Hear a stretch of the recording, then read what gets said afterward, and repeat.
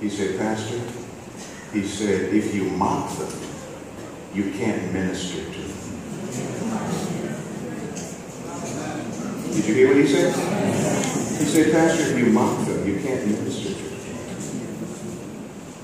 Thank God for Christian counsel. Can you say that? Amen. Okay, so watch this now. Watch this.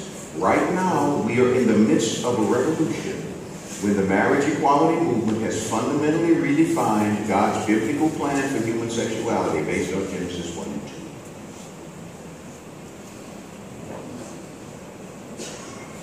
Now we know that when a nation through its laws challenges the fundamental truths upon which the creation superstructure rests, as in Genesis 1:26-27, in the beginning he made them male and female, then we should see, listen to me carefully now, we should see that the nation's moral demise has already begun, and that we do not have much time left. Proverbs 14:34 says, righteousness exalted a nation, but sin is a reproach to any people. So this will pass. This too will pass. Time will, and this too will pass. And next we predict that there will be laws supporting polygamy. Is it possible to have multiple marriages in Canada yet? It's coming. Because if the fundamental basis for human interaction is adult consent, then at some point someone's going to say, well, if 3 of us want to be married, what has that got to do? It doesn't hurt you. It's not your business, right? We'll have to rewrite tax law and some other things. But pretty soon, because we're on that slope where the moral descent has already begun, where the spirit is being withdrawn, and we're beginning to see those things that had been predicted, as in the days of Noah, so will it be also in the days of the coming of the Son of Man. All we have to do is think through our Bible, but our task during this moral decline is not to go on the negative attack.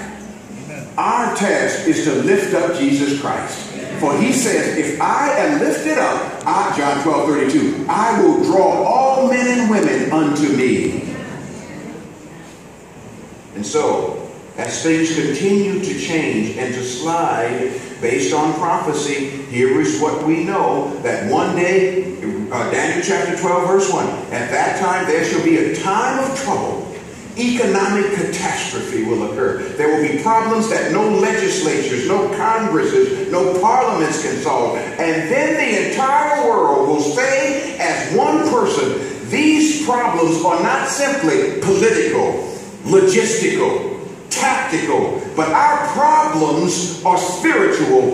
Who is the person who can lead us out of this spiritual darkness? And they will look to Rome. Preach. So watch me now. Watch me now. The books we ought to be reading right now are the Great Controversy.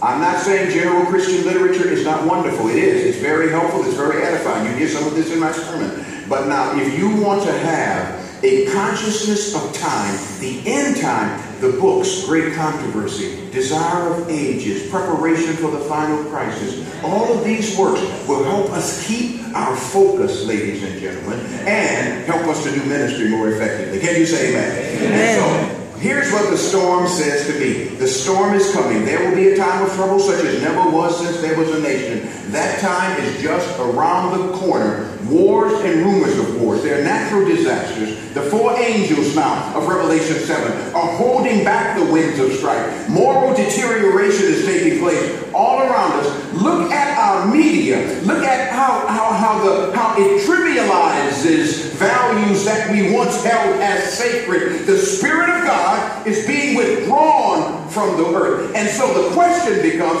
how should we live? Here's what I want to submit to you. Because the final storm will come up, it means we need to watch where our treasure is stored up.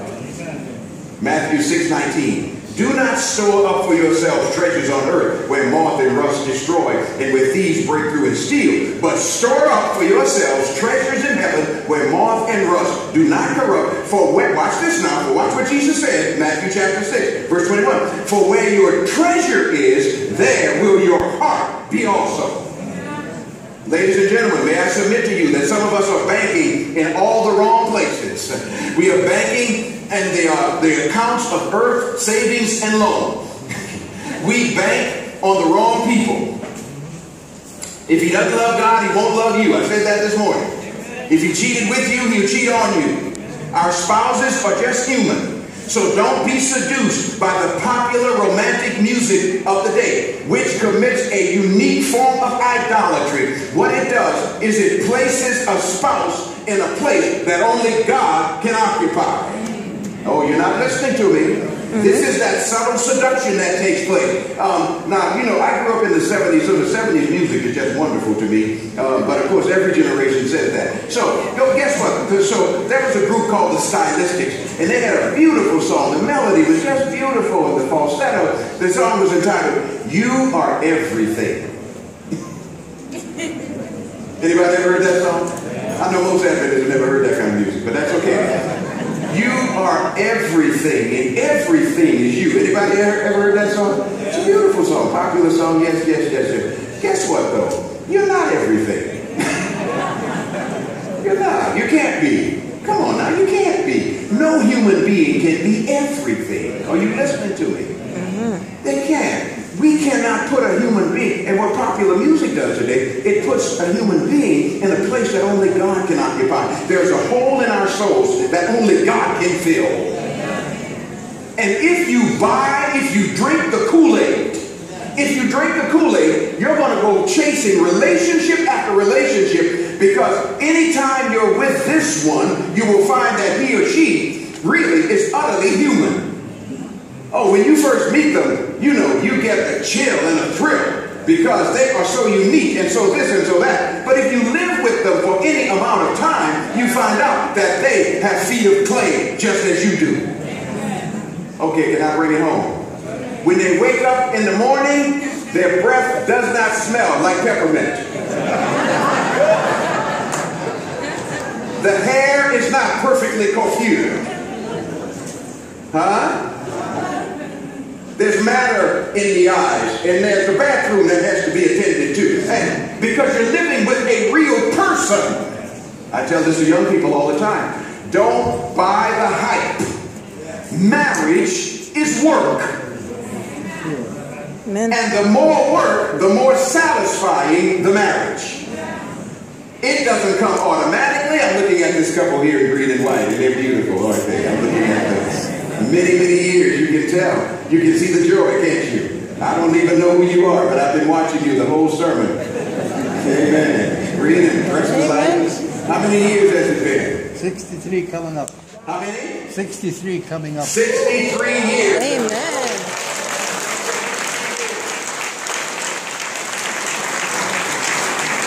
And he still has his arm around his sweetheart. Come on, say amen. Amen. But that's 63 years of work.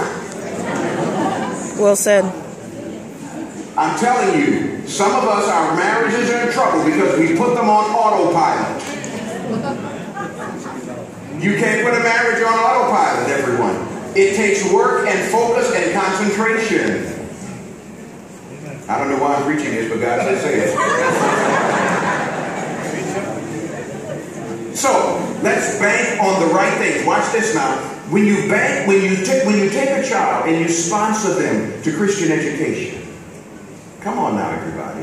Some of us are past the little bitty children stage, and we have means that we can invest in the next generation. Then you are banking on the kingdom.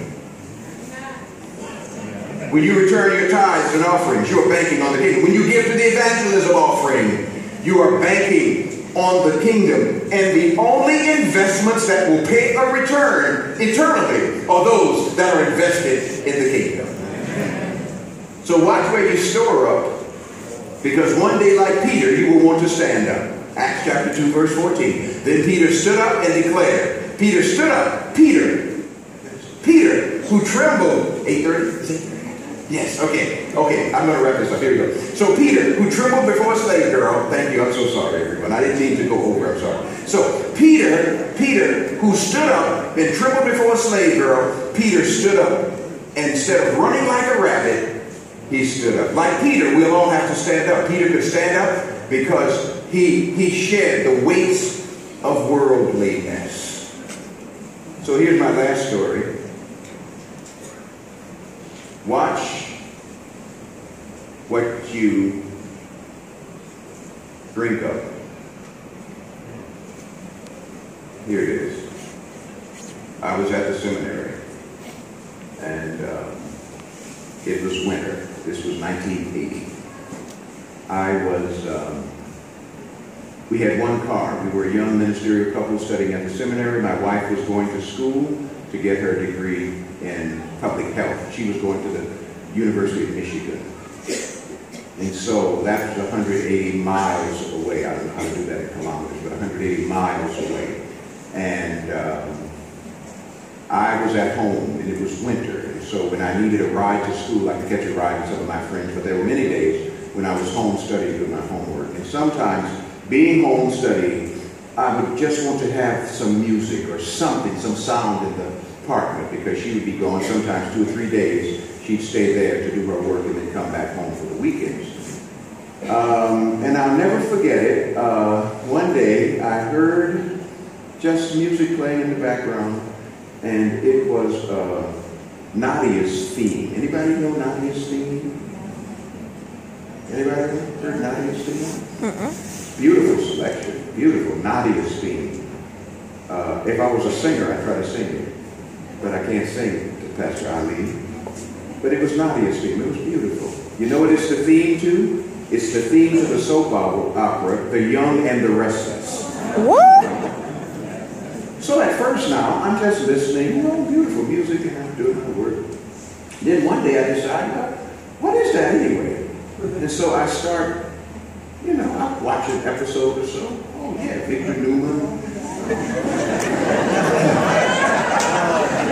I forgot a lot of the characters. That's the one I remember. Yeah, Victor Newman, all of them. Oh, I've forgotten them now, but I used to know all the characters. Let me tell you something, ladies and gentlemen. I went from just kind of enjoying the music to having to record the episode so I wouldn't miss them.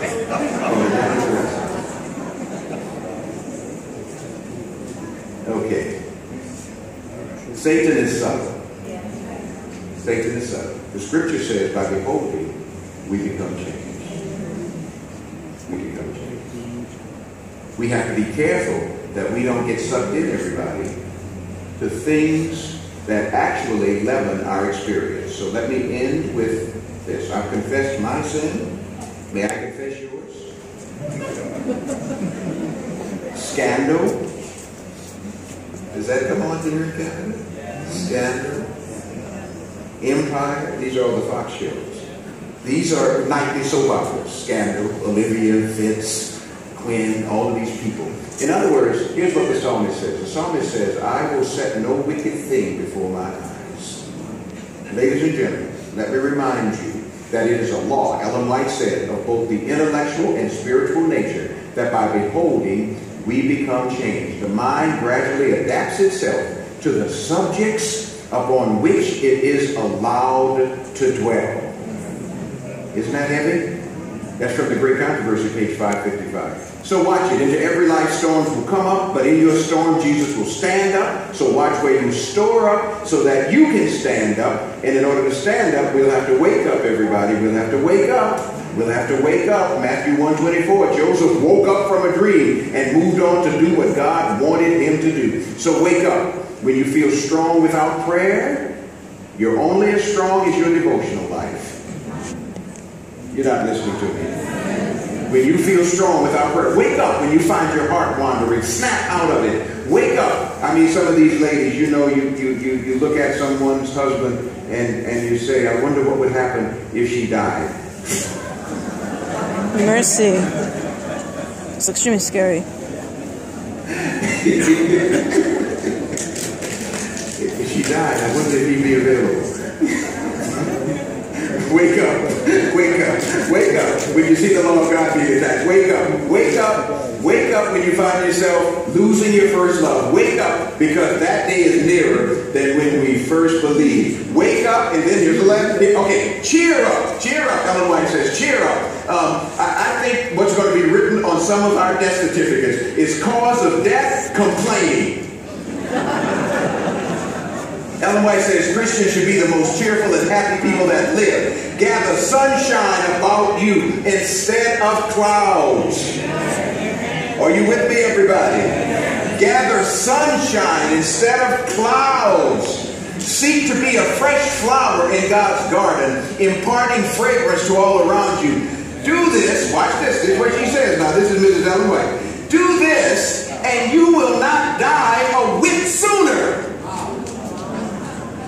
But you will surely shorten your days by unhappy complaining.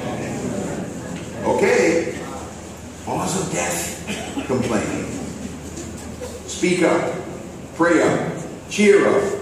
Wake up, because one day we'll be caught up. Oh yes, we will. For the Lord himself shall descend from heaven with a shout, with the voice of the archangel and the trump of God. And we who are alive and remain will be caught up together with them. Isn't that a wonderful promise? We'll be caught up away from all of the sickness, caught up from disaster and disease and death, caught up from suffering and heartache and brokenheartedness and loneliness, caught up. And so shall we meet them in the air, and together we'll ever be with the Lord. May God bless you as you continue to work and serve him in the great Alberta Conference. May God bless you.